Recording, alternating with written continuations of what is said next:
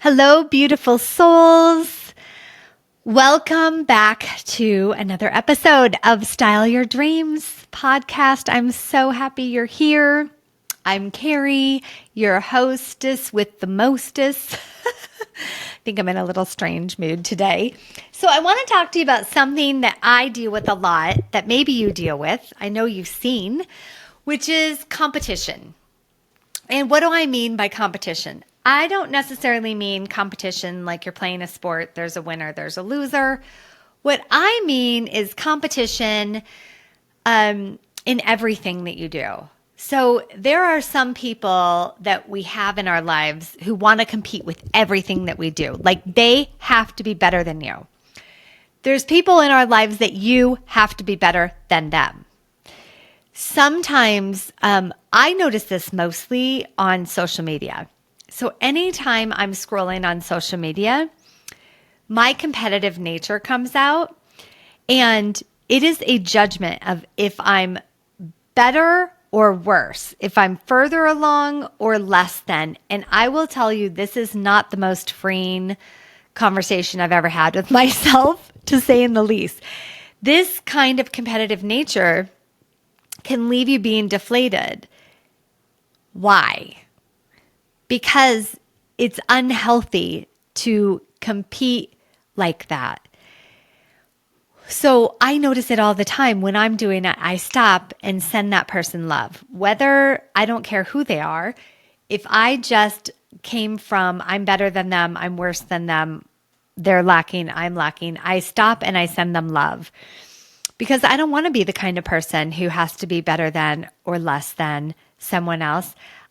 Everyone is doing the best that they can with the life circumstances and what they're dealing with right now. Everyone is.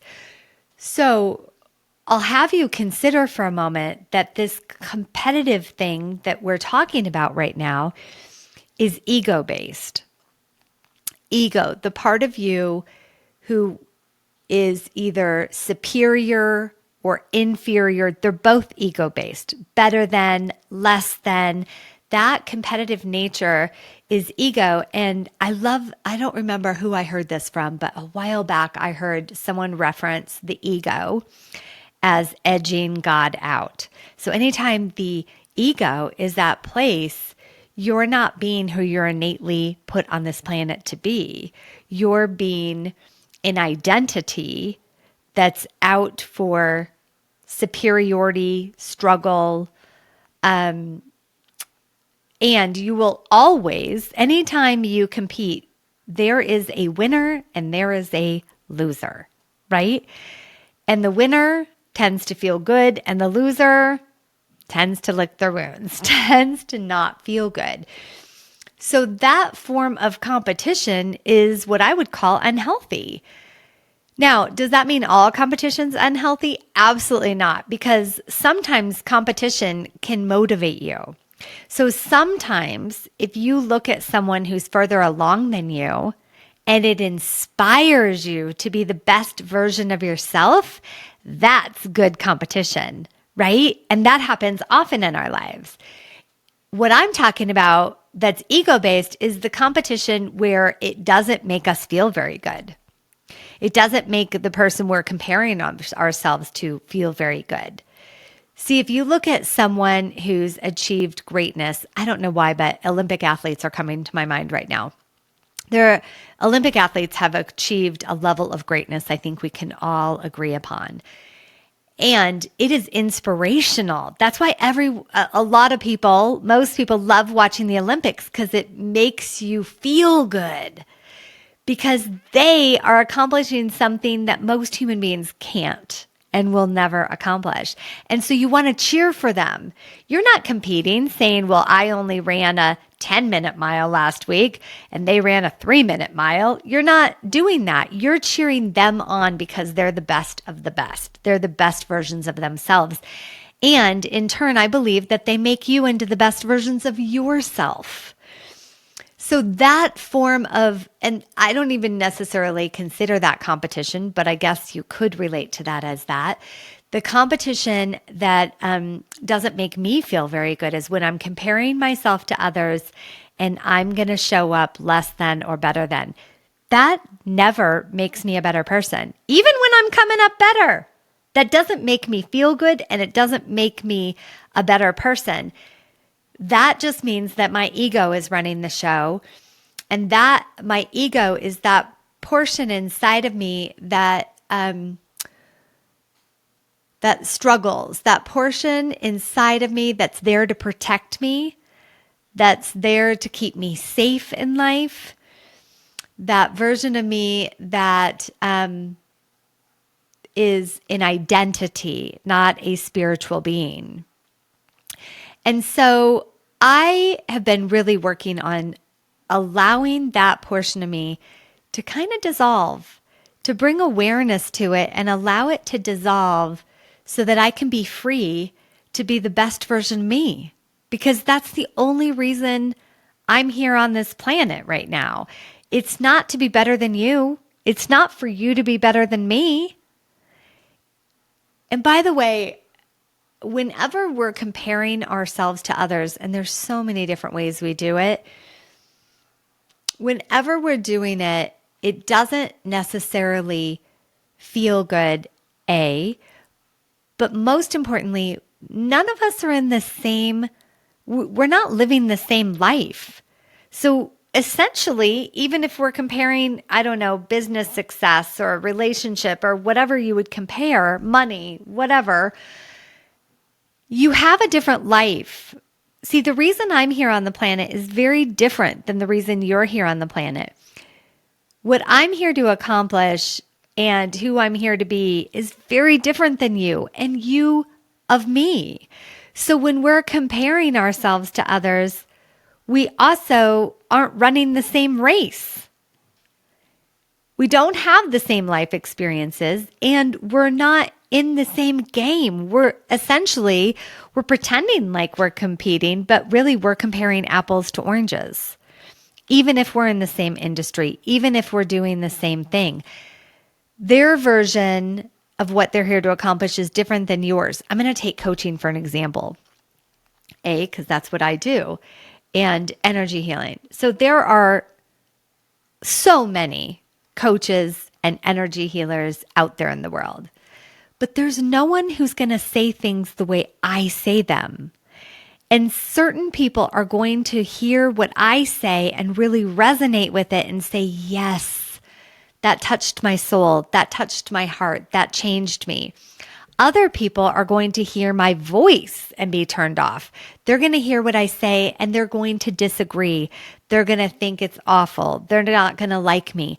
That's okay, because I don't need to be for everyone out there, nor do you. You're running your race. And if you stay in your lane and run your race and do it to the best of your ability, that's the best you can expect from yourself. Be the best version of you. You can't be anyone else. So when all things fail, you've tried to be someone else. You've tried to do what someone else is doing. By the way, whenever I notice people are doing things that other people do, it always fails, because you can't do things like other people and come out a winner, because you're doing their version of it. So just because they became successful doing it that way, now granted, you can take portions of what they did and make it into your own, but you can't be anyone other than who you are. So own who you are. Be the best version of you in every moment of life.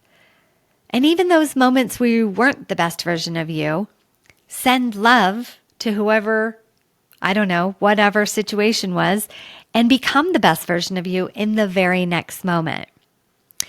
And I really do love to do this when I'm scrolling and I'm comparing myself to someone, or I'm feeling invalidated because they are doing better than me or accomplishing more than me or have more than me. I've gotten in this habit where I stop immediately and I send them love and I thank them.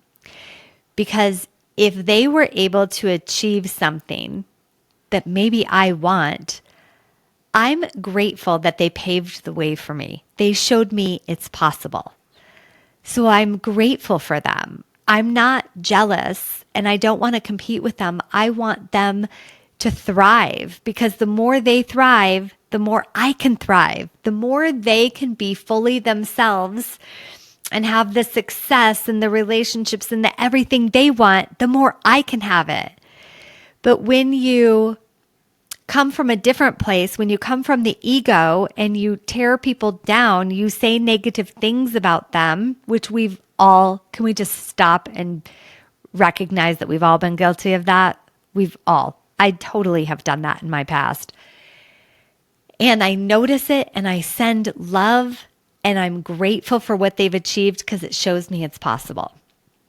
So, if you want to have the most extraordinary life possible, what it takes is to recognize the ego and where the competition's coming from. And most of the time, it doesn't make us feel good. So you could look at, does this make me feel good or feel bad? And I don't mean feel good like, ha, ha, ha, I'm better than you. I feel so good. That's just more of the ego. That's not the person you're really here on the planet to be. That's some version of you who's insecure that needs to overcome it by being better than people. So be the best version you can be. There's only one of you on this planet, and you are exquisite.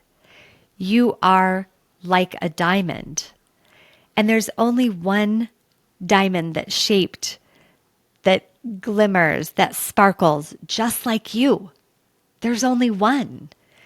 So be that and let your light shine and give it away to the world because the world needs what you have to offer, your unique voice, your unique self-expression. The world needs that. That felt really good. So I hope you take this to heart. I hope you let it, percolate inside of you. I hope you go back and acknowledge that diamond that you are and be it day in and day out. Let people see it. Shine like only you can. All right. Thank you so much for tuning in this week. If you like this podcast, if you get value out of it, if you could just take a moment and give us a 5-star rating, let other people know about it. That's how we'll grow and continue to reach more people so that they live the best lives ever. And I can't wait to talk to you soon. Have a spectacular, beautiful, blessed day, and we'll talk soon. See you later.